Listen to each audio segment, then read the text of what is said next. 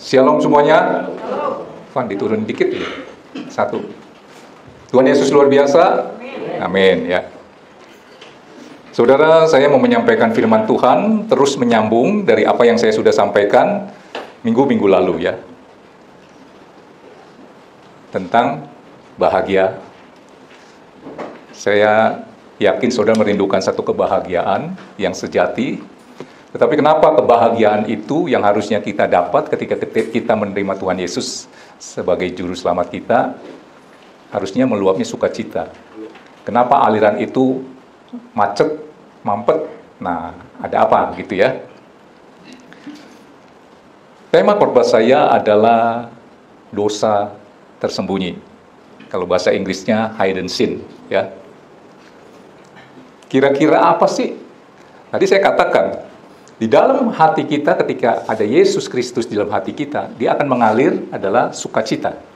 Tetapi kenapa sukacita itu, kalau bicara aliran, kayak sungai gitu ya, mengalami kemacetan, kemampetan, apa yang menghalangi saluran berkat itu? Yaitu sukacita. Nah, ini yang kita mau bahas ya. Jadi kehilangan sukacita, damai sejahtera, yaitu dosa. Mungkin saudara berkata, saya tidak melakukan hal-hal yang menyimpang, tidak mencuri, berzina, tidak apalagi itu, membunuh. Saya ya ada di jalan relnya Tuhan. Nah, yang namanya dosa tersembunyi itu dia ngumpet ya. Nah, hari ini kita mau bahas. Coba dikeluarkan dulu sebentar. Yohanes 7 ayat 38. Kalau kita terima Yesus sebagai Tuhan dan percaya, firman-Nya berkata, barang siapa percaya kepadaku, seperti yang dikatakan oleh kitab suci, dari dalam hatinya akan mengalir aliran-aliran air hidup, sukacita, damai sejahtera. Minggu lalu saya membahas bahwa bahagia itu ada dua. Pertama, senang, harus ada kejadian, saudara dapat lotre, menang undian, itu saudara senang. Satu lagi, bahagia yang karena sukacita. Itu tidak ditentukan oleh dari luar masuk ke dalam, tetapi dia dari dalam keluar. Kenapa bisa keluar? Nah ini, saya baca ulang ya. Barang siapa percaya kepadaku, seperti yang dikatakan oleh kitab suci, dari dalam hatinya akan mengalir aliran-aliran air hidup, sukacita, damai sejahtera. Tetapi kenapa aliran itu jadi macet, mampet? Begitu bangun tidur, saudara merasa begitu capek, melelahkan, padahal saudara nggak kerja apa-apa, itu saudara capek hati, pegel hatinya. Nah, ini kenapa ya? Oke. Manusia terakhir sudah berdosa. Tangkap ini dulu. Oleh karena apa? Dosa dari Adam menjalar ke kita. Ini saudara harus setuju dengan apa yang firman Tuhan katakan. Nah, dosa apa? Saudara masih ingat? Apa? Lupa semua kan? Kita berdosa bukan karena kita berbuat dosa. Perhatikan ini. Tetapi kita berbuat dosa karena kita orang berdosa. Saudara dengan kekuatan sendiri nggak mampu untuk menghapuskan dosa yang tadi saya katakan, menjalar dari Adam sampai ke kita. Nah, inti khotbah saya terambil daripada Roma 7 ayat 15-17. Paulus aja tidak mampu untuk mengatasi dosa yang ada di dalamnya oleh karena Adam dan Hawa. Adam dan Hawa itu jatuh ke dalam dosa, yaitu melanggar perintahnya, suruh jangan makan buah, pohon kehidupan, pengetahuan, dimakan. Hanya seperti itu. Akhirnya dosanya menjalar sampai ke kita. Saudara tahu apa dosanya? Dosa yang tersembunyi itu iri hati. Nah, ini kita mau selidikin ya. Ternyata iri hati, mementingkan diri sendiri, tinggi hati, itu satu paket. Ini saya sering katakan. Dia nggak bisa saudara pisahkan. Intinya adalah manusia begitu lahir, dia sudah ada kodrat dosa yang saya katakan mementingkan diri sendiri. Saudara kembarnya apa? Iri hati. Apalagi tinggi hati. Saudara harus nangkep ini nih. Orang yang mementingkan diri sendiri, harus dia yang lebih dari yang lain. Itu namanya apa? Begitu melihat orang lain lebih dari dia, terus dia marah, itu namanya apa? Apa namanya? Iri hati. Saudara bisa nggak lepas dari ini? Jawab yang jujur. Saya sering kasih satu gambaran, anak yang umur 3 tahun, belum tahu apa-apa, kita kasih permen atau coklat satu, teman seusia dia kita kasih 10, dia bisa marah. Pertanyaan saya, dia belajar dari mana? Kursus di mana? Kalau saya dapat satu, teman saya yang seusia saya dapat 10, saya harus marah. Nggak ada yang ngajarin. Itu kodrat. Kodrat dosa. Dosa bawaan dari Adam dan Hawa. Nanti kita pelajari. Nggak mampu. Jangan bilang saudara dan saya. Paulus saja saudara baca. Di Roma 7 ayat 15. Dikatakan apa? Sebab apa yang aku perbuat oleh karena benih dosa itu, akhirnya nanti melakukan dosa-dosa lain, ya, sumbernya di situ. Mementingkan diri sendiri, iri hati, tinggi hati, dia akan melahirkan dosa-dosa yang lain yang berbentuk perbuatan. Kalau iri hati itu bukan perbuatan. Tanggap, kalau saya membunuh itu perbuatan. Iri hati itu bukan perbuatan. Sebab apa yang aku perbuat, aku tidak tahu, karena bukan apa yang aku kehendaki yang aku perbuat, tetapi apa yang aku benci, itulah yang aku perbuat. Next. 16. Jadi jika aku perbuat apa yang tidak aku kehendaki, aku menyetujui bahwa hukum Taurat itu baik. 17. Kalau demikian, bukan aku lagi yang memperbuatnya, tetapi dosa yang ada di dalam aku. Dosa apa tadi saya katakan? Mementingkan diri sendiri, satu paket dengan iri hati, tinggi hati.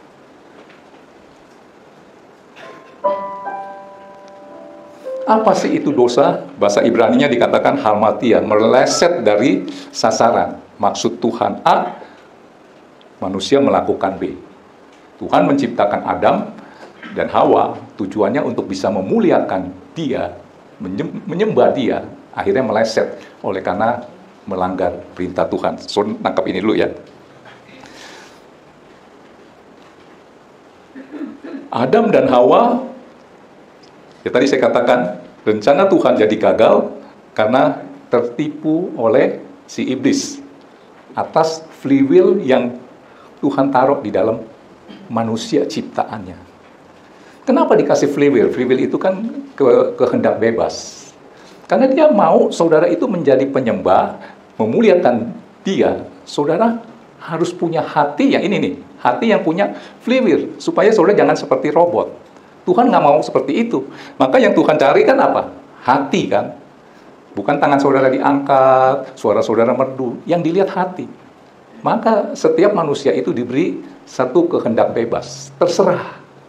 Nah, Adam, Hawa jatuh dalam dosa, yaitu free will-nya, kepengen kehendak bebasnya oleh tipu daya oleh si iblis. Saudara nangkep ini ya? Tadi saya katakan, kita berbuat dosa bukan karena kita, maaf sebentar catatannya, kita berdosa bukan karena kita berbuat dosa, tetapi kita berbuat dosa karena kita orang berdosa. Tangkap ini. Dosa itu ada dua, aktif dan pasif. Aktif itu adalah Tuhan bilang jangan membunuh, jangan mencuri, jangan membunuh, jangan mencuri, jangan apa lagi ya, berzina, sudah lakukan. Itu namanya aktif. Saudara berdosa karena saudara melakukan. Ada satu lagi dosa pasif.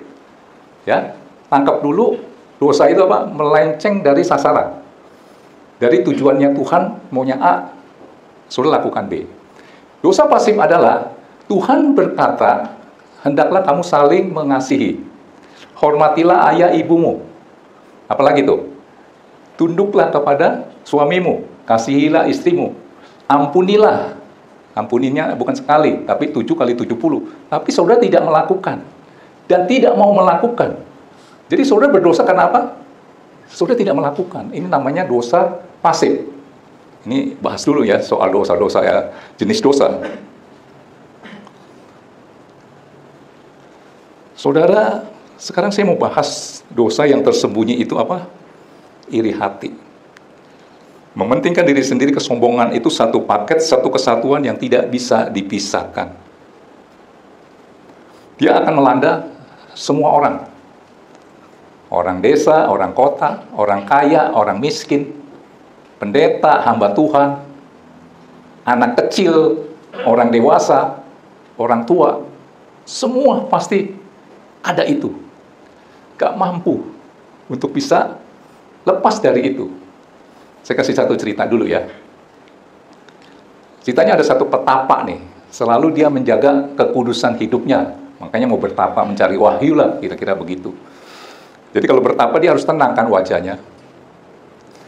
Biasanya iblis atau setan tuh menggoda dia dengan kekuasaan, bisikin sesuatu kekuasaan. Dia tetap tenang, ya. Betapa nih digoda dengan wanita, dia tetap tenang. Betapa nih orang suci nih dikasih makanan gitu ya, supaya bergeming lah gitu ya, tetap dia tenang. Ada satu iblis nih, pinter nih dia.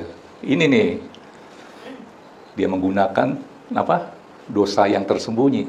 Dia cuma bisikin begini sama si petapa ini, memberitahu bahwa adik seperguruan kamu diangkat oleh guru menjadi ketua. Langsung dia berubah mukanya. Saudara mengerti gak? Gak mampu dia untuk bisa menahan diri untuk hal yang seperti itu. Iri hati itu. Waktu dibisikin, adik seperguruanmu itu diangkat oleh guru menjadi ketua. Langsung mukanya berubah. Saudara nangkep ini? Ya? Seberapa jahat dan membuat saudara menderita itu iri hati, kita mau bahas nih. Tapi saudara setuju dulu nggak bahwa saudara ini, benih dosa ini ada? Siapa yang tidak pernah iri hati dan mementingkan diri sendiri? Ada? Beginilah, saya tanya begini. Siapa yang tidak mementingkan diri sendiri? Wah, semua mementingkan diri sendiri ya. Sadar dong, setuju dengan apa Alkitab katakan. Kita bahas nih. Tadi kita baca di Roma ini, ada dosa, terus dilakukan. Coba dikeluarkan dulu ayat yang ke-15-nya. Akibat iri hati dan mementingkan sendiri, melakukan hal A, B, C. Dan melakukan A, B, C itu bukan maunya dia nih, kata Paulus. Sebab apa yang aku perbuat, aku tidak tahu. Karena bukan apa yang aku kehendaki, yang aku perbuat. Tetapi apa yang aku benci, itulah yang aku perbuat. Saudara di sini ada yang bisa menikmati. Kalau dosa mencuri kan saudara bisa menikmati ya. Dosa perzinahan, berselingkuh gitu ya. Bisa dinikmati ya. Yang namanya dosa iri hati bisa dinikmati gak? Wah, ketika saya melihat muka Aprianto penuh senyum. Kenapa? Saya lagi iri hati. Ada yang seperti itu? Enggak ada. Berarti kalau mukanya cembetut, asem, pasti dia iri hati. Pertanyaan saya, buang dong. Yang bikin kamu susah. Bahagia tidak bahagia kamu kan tergantung hati. Hati kamu, softwarenya apa nih? Nah, udah tahu softwarenya itu kayak virus. Kenapa nggak mau dibuang? Nggak mampu. Makanya firman Tuhan berkata, ini. Tetapi apa yang aku benci, itulah yang aku perbuat. Nggak mau. Emang enak iri hati? Jawab yang jujur. Iri hati enak gak? Ada yang bilang enak? Saya doain nanti, Tuhan berkati dia iri hati double porsi. Membuat dia bahagia sukacita. Iri hati itu membuat bahagiamu itu, sukacitamu itu jadi macet. Tangkep ini, ya.